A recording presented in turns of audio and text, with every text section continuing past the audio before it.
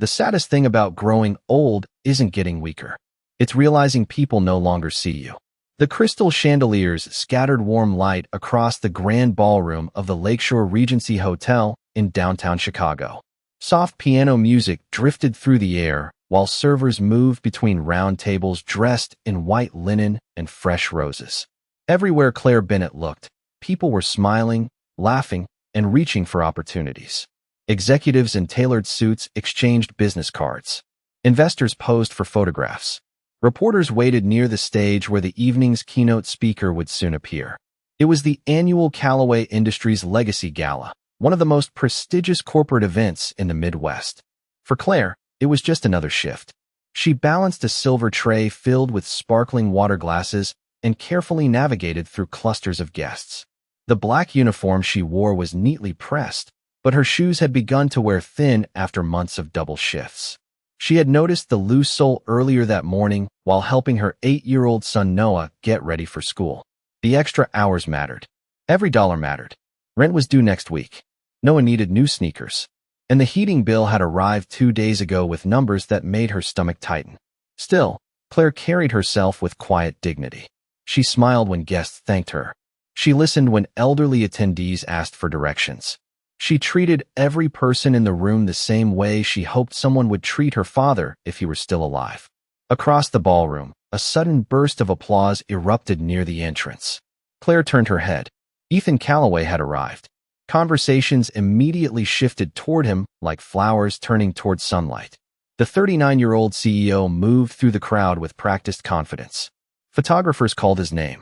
Board members rushed to greet him. Investors leaned forward, eager for even a brief handshake. Ethan acknowledged them with polite smiles while security maintained a discreet perimeter. Claire had seen his face countless times in magazines and online articles. To everyone else, he was the story tonight.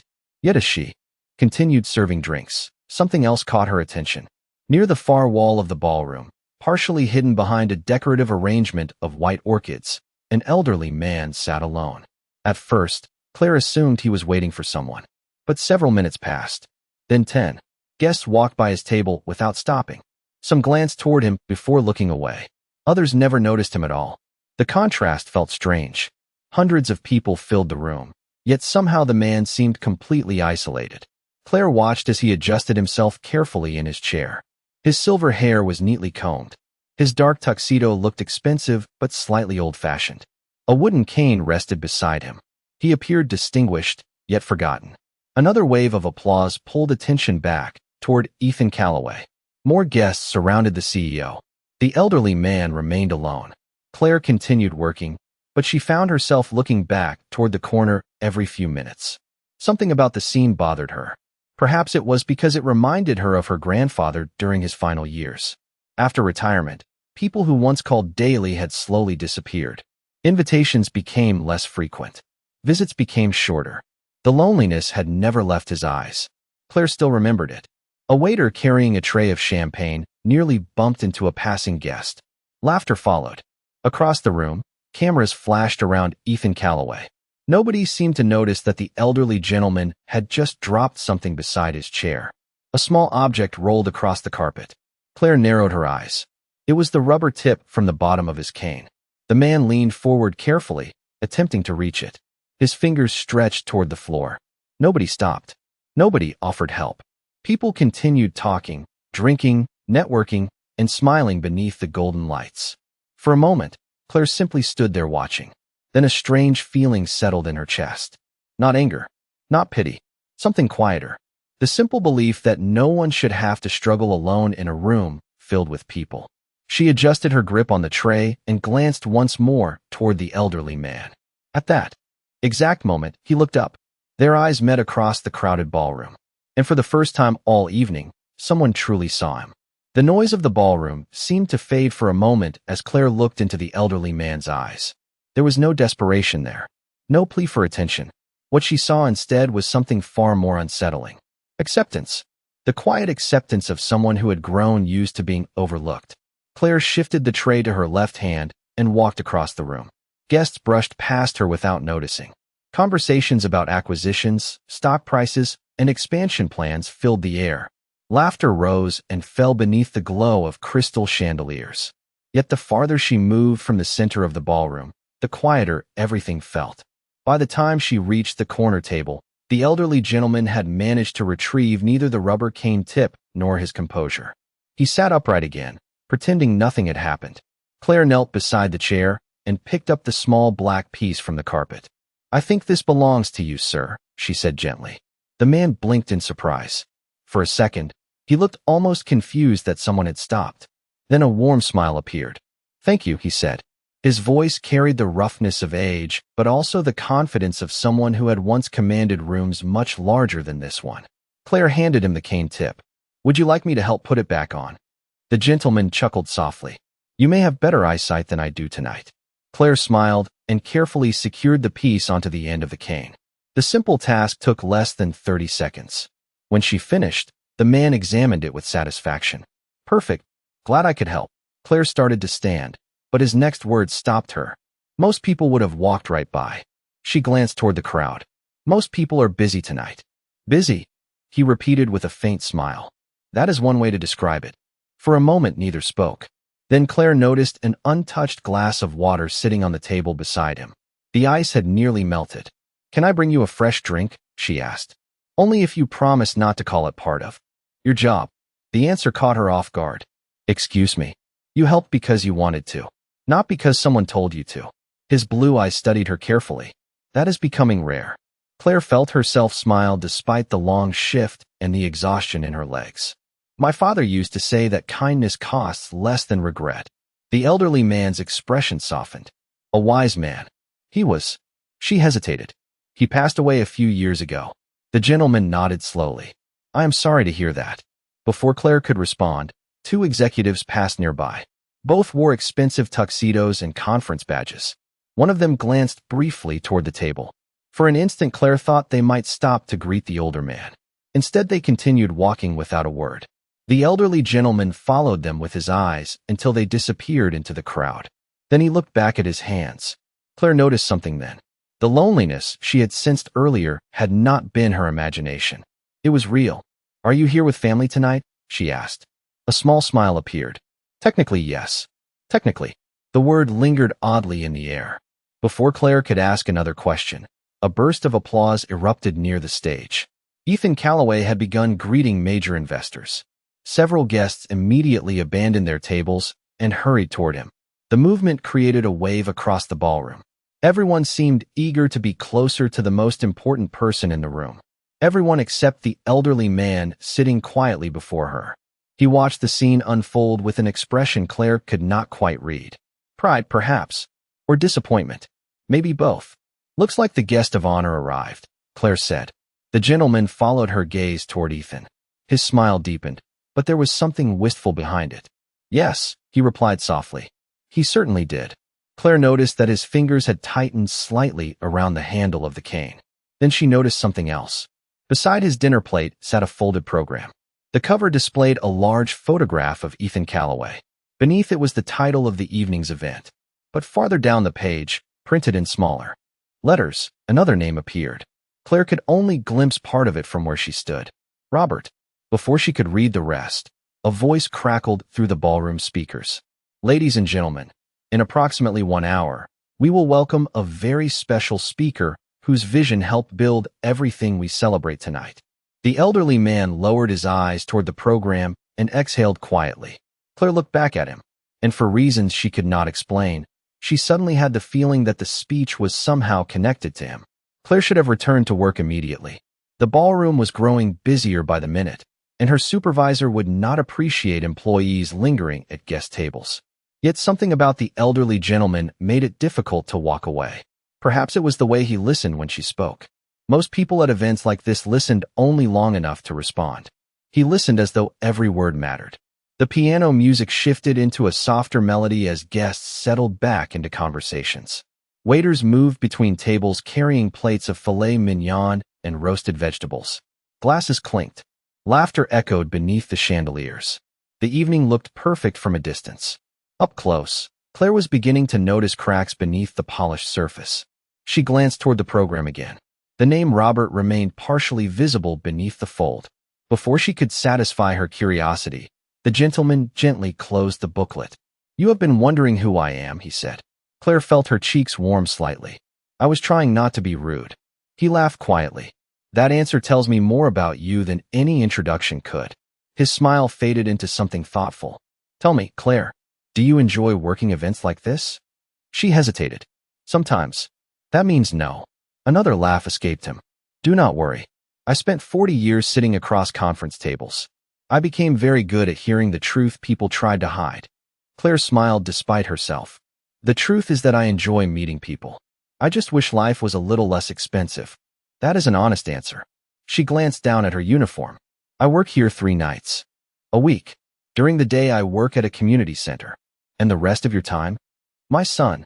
The answer came immediately. Robert nodded. "How old?" 8. "A wonderful age." His eyes softened. "Old enough to ask difficult questions. Young enough to still believe every problem can be solved." Claire thought of Noah's latest science projects spread across their kitchen table. The memory made her smile. "That sounds exactly like him." Robert leaned back slightly in his chair. "You are raising him alone?" The question was gentle rather than intrusive. Claire appreciated that. "Yes. That cannot be easy. Most days it feels like running a marathon while carrying groceries." Robert laughed so hard his shoulders shook. "Now that is a description I understand." For the first time all evening, Claire saw genuine happiness cross his face. Not the polite smile people wore at formal events. Real happiness. It surprised her how much she enjoyed seeing it. Across the ballroom, another round of applause erupted. Ethan Callaway had stepped onto a small platform near the stage. Several board members gathered around him. Cameras flashed again. Robert watched from a distance. Claire noticed that same complicated expression returned to his face. Pride mixed with something heavier. "You know him?" she asked carefully. Robert's eyes remained fixed on the stage. "I have known him his entire life." The answer felt oddly specific. Before Claire could ask what he meant, a pair of executives approached their table. Both appeared to be in their 50s. Their faces lit up when they recognized Robert. For a brief moment, Claire felt relieved. Finally, someone was stopping to talk with him. "Mr. Callaway," one of the men said. "Good to see you, sir." Robert greeted them warmly. "Good evening, gentlemen." The conversation lasted less than 30 seconds. Neither man sat down. Neither asked how he was feeling. Neither noticed the cane beside his chair. After exchanging a few polite words, they hurried away toward the stage where Ethan stood speaking with investors. Robert watched them leave. The smile disappeared from his face. Claire suddenly understood something. Being recognized was not the same as being valued. Hundreds of people in this room probably knew exactly who Robert was.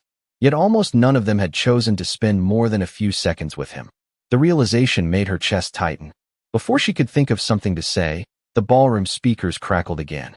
The master of ceremonies returned to the microphone. "Ladies and gentlemen, in just 45 minutes we will hear from the visionary who laid the foundation for everything Callaway Industries has become today." A spotlight briefly swept across the room. It stopped for only a second before moving away. But during that second, Claire saw the expression on Robert's face. It was not excitement. It was worry. And for the first time that evening, she had the uneasy feeling that the upcoming speech was not something he was looking forward to at all. The announcement ended, but the uneasiness remained.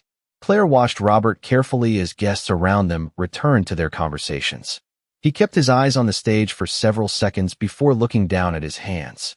The ballroom lights reflected softly against the polished wood of his cane. For the first time since she had met him, he looked tired. Not physically tired. Something deeper. The kind of exhaustion that settled into a person after carrying responsibility for a very long time. "You do not seem excited about the speech," Claire said gently. Robert let out a quiet breath. "Have you ever noticed how people become interested in a story only after it becomes successful?" Claire thought about the question. "I suppose so. Very few people want to hear about the years before success. The mistakes. The uncertainty. The nights when you are not sure the lights will stay on." His eyes drifted toward the ceiling. People enjoy the finished building. They rarely care about the foundation buried underneath it. Claire understood more than he realized. She thought about the tiny apartment she shared with Noah, the second-hand furniture, the extra shifts, the nights spent calculating bills at the kitchen table after her son had gone to sleep. Nobody saw those moments either. They only saw the smile she wore at work. Foundations are important, she said. Robert looked at her and smiled. You know that. Unfortunately, not everyone does. Another server approached and quietly informed Claire that the dinner service would begin soon. She nodded and promised to return to her station. Yet before she could leave, Robert surprised her again. Would you sit for just one more minute? The request felt strangely personal. Claire glanced around. Nobody seemed to be paying attention. 1 minute, she agreed. Robert's smile widened. That is more generous than most people have been tonight. He folded his hands together. Tell me about Noah. The mention of her son immediately brightened her face. She described his love of science, his endless curiosity, and his recent obsession with building model rockets from online tutorials. Robert listened intently. He laughed at the stories. He asked questions. He seemed genuinely interested. Claire could not remember the last time someone had listened with such patience. Most adults quickly lost interest whenever conversations turned toward children. Robert never did. He sounds remarkable, he said. I think so. And what does Noah want to become someday? Claire smiled. It changes every week. Robert laughed. That means he is thinking. For a moment, silence settled comfortably between them. Then Robert's gaze shifted toward the stage again. Several members of the board had gathered near Ethan. The younger man appeared confident and composed as he spoke with donors and reporters. Claire noticed something she had missed earlier. Ethan occasionally glanced toward Robert's table. The looks were brief, almost automatic, but they happened often enough to suggest familiarity. You seem proud of him, Claire said. Robert followed her gaze. His expression softened immediately. I am. The answer came without hesitation. Very proud. Yet sadness followed the words. Claire noticed it instantly. But, she asked quietly. Robert smiled at her perceptiveness. Success changes the rhythm of life. People become busy. Schedules become crowded. Important conversations get postponed. He paused. Sometimes postponed for years. Claire felt a knot form in her chest. She remembered all the times she had promised herself she would call her father more often before he passed away unexpectedly. Regret had a way of arriving too late. Have you told him that? She asked. Robert considered the question. Not enough. Before Claire could respond, a woman wearing a headset hurried toward the table. Her expression carried the tension of someone managing a major event. Mr. Calloway, she said respectfully, we will need you backstage in about 20 minutes. Claire froze. Mr. Calloway. The words landed with sudden clarity. Robert looked up calmly. Thank you, Karen. I will be there shortly. The woman nodded and left. Claire stared at him, then toward Ethan, then back at Robert. The resemblance suddenly became impossible to ignore. The same blue eyes. The same strong jawline beneath decades of age. The same calm presence. Understanding spread across her face. Robert noticed immediately. I suppose the mystery is over. Claire blinked. You are Ethan Calloway's father. Robert nodded. Guilty as charged. Across the ballroom, another round of applause erupted near the stage. But Claire barely heard it. Because as she looked at the elderly man sitting alone beside her, one thought echoed louder than everything else. The most important person in the room had been sitting by himself all night. Claire suddenly understood why the loneliness she had sensed felt so out of place. Robert was not simply another guest attending the gala. He was the man whose name had helped build the company itself. The founder. The person whose vision had created the opportunities, careers, and wealth being celebrated throughout the ballroom. Yet for most of the evening, he had been sitting alone beside a wall while everyone crowded around the next chapter of the story. I am sorry, Claire said quietly. For what? Robert asked. For not realizing who you were. Robert smiled and shook his head. Claire, the reason I enjoyed speaking with you is because you did not know who I was. The answer caught her off guard. He tapped the handle of his cane gently. You saw an old man sitting alone. That was enough. Before Claire could respond, another event coordinator approached. This time, there was more urgency in her voice. Mr. Calloway, we should really move backstage soon. The program is running ahead of schedule. Robert nodded politely. I will be there in a few minutes. The coordinator glanced at Claire briefly before leaving. The moment she disappeared, Robert's shoulders seemed to relax again. Everyone is worried about schedules, he said softly. Nobody asks whether the speaker is worried. Claire studied him carefully. You are worried. It was not a question. Robert gave a small laugh. Still perceptive. He looked toward the stage where technicians adjusted microphones beneath bright lights. 3 years ago, I had a stroke. Claire's heart tightened. She had noticed the slight stiffness in his movements, but had not wanted to assume. Robert continued. Recovery has been good. Better than many people expected. But standing for long periods is difficult. Walking can be unpredictable. Public speaking requires more concentration than it once did. His eyes remained fixed on the stage. I used to walk into rooms without thinking about it. Now every staircase feels like a negotiation. Claire listened quietly. There was no self-pity in his voice. Only honesty. You do not have to prove anything to anyone, she said. Robert smiled sadly. That is what my doctors tell me. Maybe they are right. He looked at her for a moment. Do you know what is funny? Claire shook her head. When I was younger, I believed strength meant never needing help. It took me 79 years to learn that accepting help sometimes requires more courage. The words lingered between them.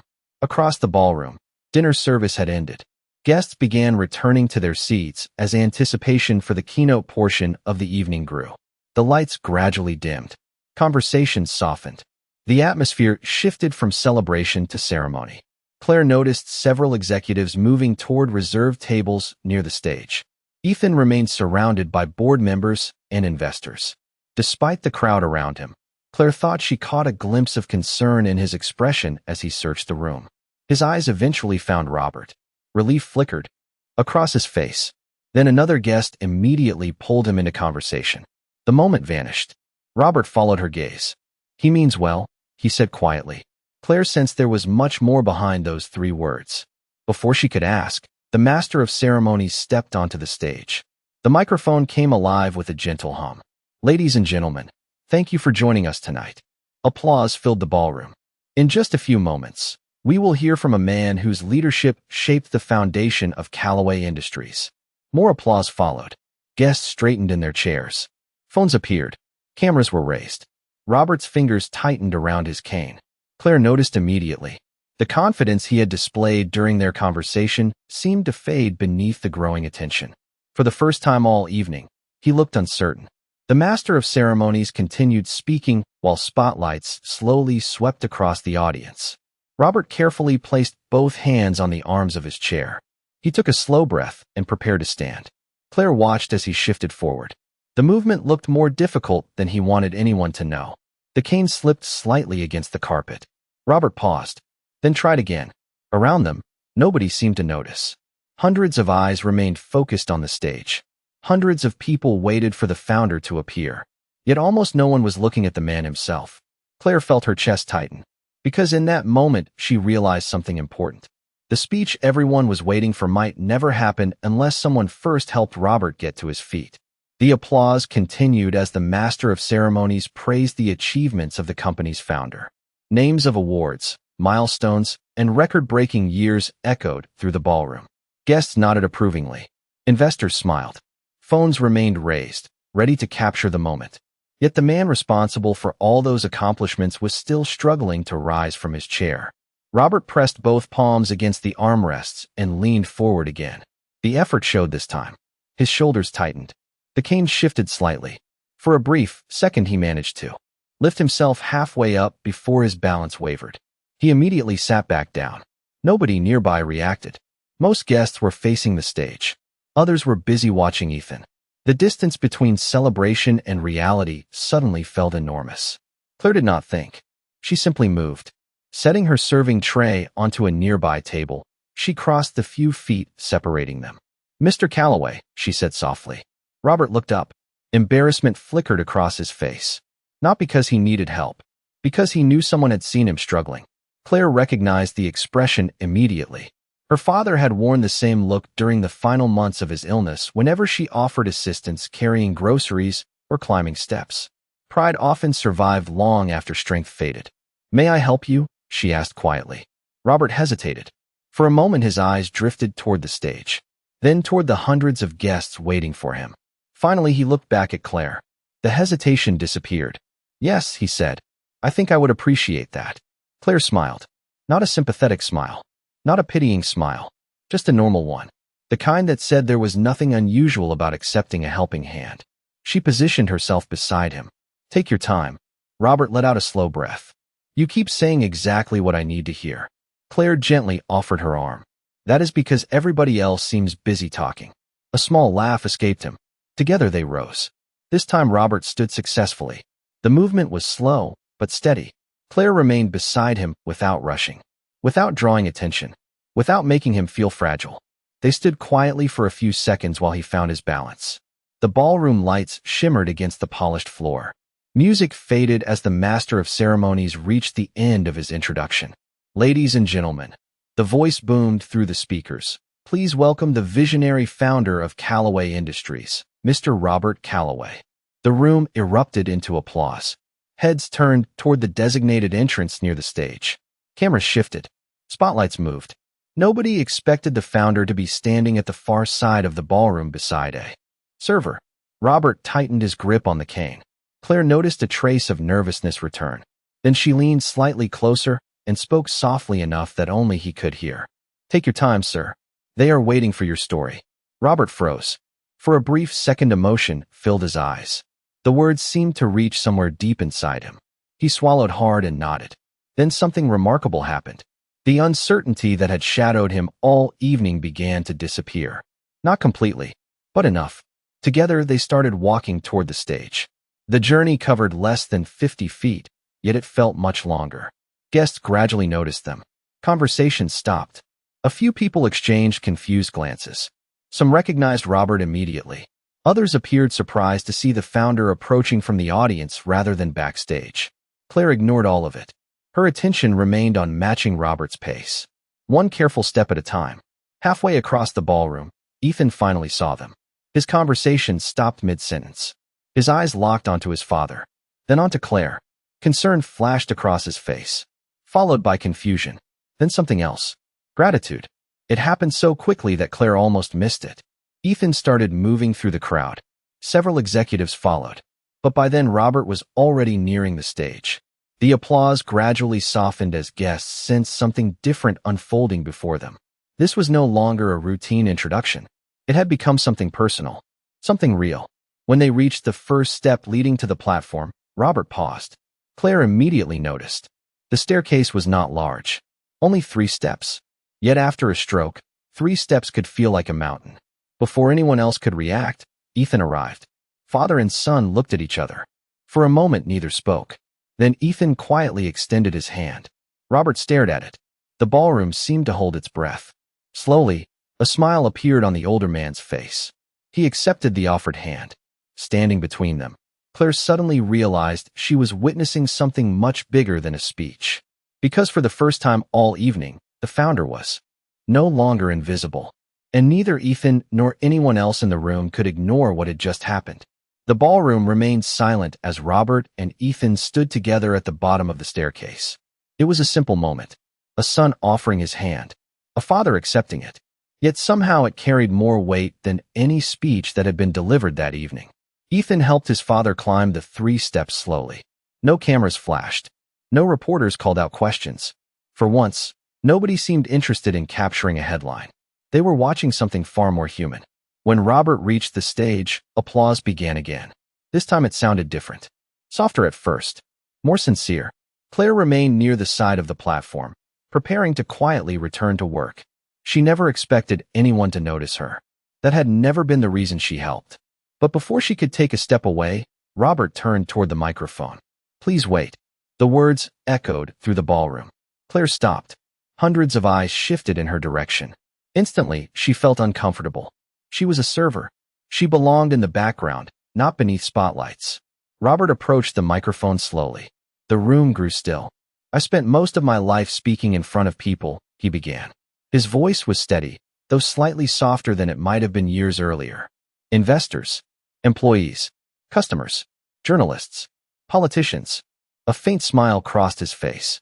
Sometimes I spoke so often that my family wished I would stop. Gentle laughter spread across the audience. Even Ethan smiled. Robert waited for the room to settle. Then his expression changed. Tonight, I plan to tell you a story about business. The ballroom grew quiet again. I plan to talk about growth, innovation, and leadership. He looked around the room. But something happened this evening that changed my mind. Claire felt her stomach tighten. She already knew where this was going. Robert turned toward her. For most of the night, I sat alone at a table. The statement seemed to surprise many guests. Several executives exchanged uneasy glances. That was not unusual, Robert continued. Age has a strange way of changing how people see you. When you are young, people notice your potential. When you are successful, people notice your achievements. But when you become old, he paused. Sometimes people stop noticing you altogether. The silence deepened. Nobody moved. Nobody looked away. Robert's gaze traveled across the ballroom. Hundreds of good people are in this room tonight. Talented people, ambitious people, accomplished people. He smiled kindly. Yet there was only one person who sat down and asked how I was doing. Claire wished the floor would open beneath her shoes. She could feel hundreds of eyes turning toward her. Robert continued. She did not know my title. Another pause. She did not know my history. His voice softened. She did not even know my last name. A few guests lowered their heads. Others stared at their tables. She simply saw someone who might need kindness. The ballroom had become completely silent. Even the photographers had lowered their cameras. Robert looked directly at Claire. Tonight, before any speech, before any award, before any celebration, I want to thank Claire Bennett. The applause began immediately, stronger than before. Claire's face turned red. She shook her head slightly, embarrassed by the attention. But Robert was not finished. Many years ago, when this company was nothing more than a dream and a rented office, I learned a lesson that shaped my life. He rested one hand on the podium. Character is revealed by how you treat people who cannot improve your status, increase your income, or advance your career. His eyes swept across the audience. Business skills matter. Intelligence matters. Success matters. Then he pointed gently toward Claire. But kindness matters more than all of them. The room erupted into applause again. This time people stood, one row after another. Board members rose. Executives rose. Investors rose. Even the reporters stood. Claire remained frozen beside the stage, overwhelmed. Across the room, she noticed Ethan watching her. There was no arrogance in his expression, no corporate confidence, only reflection, as though he had just witnessed something that challenged everything he thought he understood. Robert waited patiently for the applause to fade. Then he adjusted the microphone one final time. Now, he said with a smile, perhaps I should finally give the speech everyone came here to hear. Laughter rolled through the ballroom. Yet even as the audience settled back into their seats, one truth remained impossible to ignore. The most important lesson of the evening had already been delivered. When Robert finally finished speaking, the ballroom remained quiet for a moment before another wave of applause swept through the room. This time the applause felt different. It was no longer directed at success, wealth, or corporate achievements. It was directed toward something much simpler. Humanity. Claire stood near the side of the stage, wishing she could disappear back into the crowd. She had spent years avoiding attention. Raising Noah alone had taught her to focus on survival rather than recognition.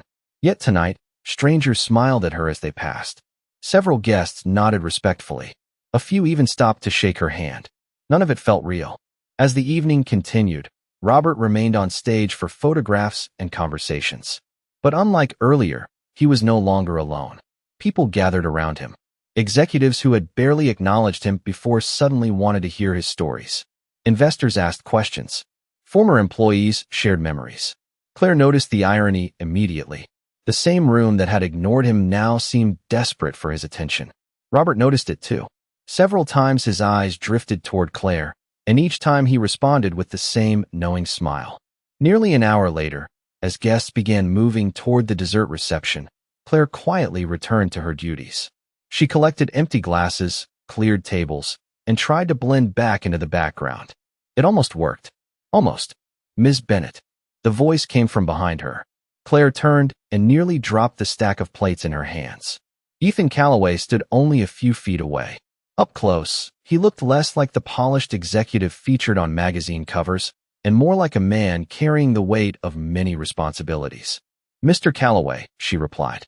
Please call me Ethan. Claire nodded uncertainly. Ethan glanced toward the ballroom, where his father was laughing with several former employees. The sight seemed to affect him deeply. I owe you a thank you. Claire shook her head immediately. You do not owe me anything. Actually, I do. His gaze remained fixed on Robert. I have spent years making sure my father had the best doctors, the best therapists, the best care available. He paused. Tonight you gave him something none of those things could provide. Claire followed his gaze. Robert's smile was brighter than it had been all evening. What was that? She asked quietly. Ethan looked at her. You made him feel seen. The words lingered between them. Claire did not know how to respond. Ethan continued. After my mother passed away, he changed. He became quieter, more withdrawn. He never complained, but I could see it happening. He released a slow breath. I kept telling myself I would spend more time with him once things slowed down. Claire recognized the familiar ache behind the words. The dangerous promise of later. Ethan gave a small, humorless laugh. The problem is that later never seems to arrive. For a moment neither spoke. Then Ethan smiled faintly. My father has talked about you nonstop for the last 40 minutes. Claire laughed despite herself. That sounds impossible. Trust me, it is not. Across the ballroom, Robert suddenly lifted his hand and waved toward them like an excited grandfather. Claire could not help smiling. Ethan shook his head affectionately. See, the sight warmed something inside her. Not because of the attention, not because of the recognition, but because the lonely man she had met a few hours earlier no longer looked lonely. Ethan studied her for a moment. May I ask you something? Claire nodded. Why did you stop? The question surprised her. What do you mean? You could have walked past him like everyone else. Claire thought about it carefully. Then she gave the only honest answer she had. Because someday I hoped that if my father were sitting alone in a room, someone would stop for him too. Ethan stared at her for several seconds. No response came immediately. Then he nodded once, slowly, respectfully, as though he had just heard something far more important than any business strategy discussed that evening. And in that moment, surrounded by wealth, influence, and power, Claire unknowingly changed another life besides Robert's. 1 week later, Claire was standing in the kitchen of her small apartment, helping Noah finish a science project when a knock sounded at the door. The November wind rattled the windows softly as she crossed the room and opened it. A courier stood outside, holding a cream-colored envelope. Claire Bennett, he asked. She nodded. Special delivery. The envelope felt heavier than expected. After thanking him, she closed the door and returned to the kitchen table. Noah immediately looked up from his project. Who is it from? Claire turned the envelope over. There was no company logo, no corporate branding, just elegant handwriting across the front. She carefully opened it. Inside was a single folded letter. Nothing else. No check, no gift card, no invitation, just a letter. Claire unfolded the page and began reading. The moment she saw the signature at the bottom, her heart tightened. Robert Calloway. No one noticed her expression. Mom. Claire smiled softly. It is from a friend. She read the letter again, then a third time. The message was short, much shorter than she expected. Yet every word carried weight. Thank you for reminding an old man that he still mattered. For several seconds, Claire simply stared at the page. She thought about the crowded ballroom, the empty chair, the forgotten cane, the quiet conversation that had changed everything. She thought about how close she had come to walking past him, how easy it would have been to keep moving. Noah leaned closer. What does it say? Claire smiled and folded the letter carefully. It says that being kind matters. Noah nodded as though that answer made perfect sense. Children often understood truths that adults complicated. A few days later, another surprise arrived. This time it was not a letter. Ethan Calloway invited Claire to visit the headquarters of Calloway Industries. The invitation was simple and respectful. No promises, no dramatic offers, just a conversation. When Claire arrived, she expected a formal meeting.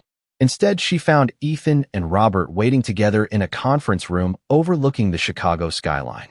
Robert greeted her like an old friend. Noah, who had come along because school was closed that day, immediately received the same warm attention. Within minutes, the two were discussing rockets, planets, and science experiments. Watching them together made Claire smile. At one point, Ethan stepped closer to the window and looked out over the city.